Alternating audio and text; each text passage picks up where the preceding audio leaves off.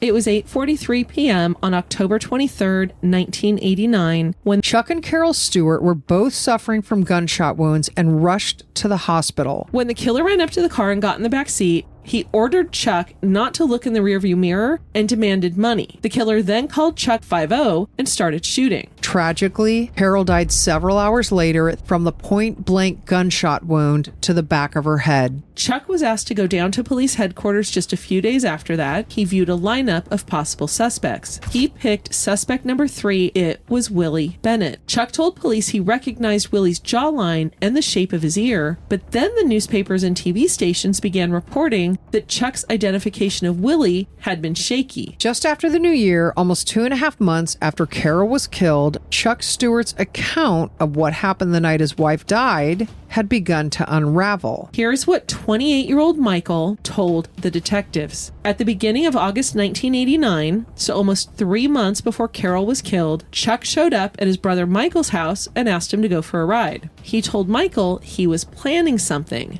But according to Michael, as Chuck talked about his plan, he was being kind of cagey and talked in circles and didn't actually overtly ask Michael to do anything. But Michael told police that he knew that Chuck wanted his help in killing Carol. Around 7 o'clock in the morning on January 4th, 1990, a businessman driving on a bridge that crossed the Mystic River saw a man climb over the railing and stand at the very edge of the bridge looking at the water. By mid-morning, it was reported that a man had jumped off the bridge. Chuck Stewart was dead. It was in fact him who jumped from the bridge. Because Chuck killed himself, his culpability was never legally determined.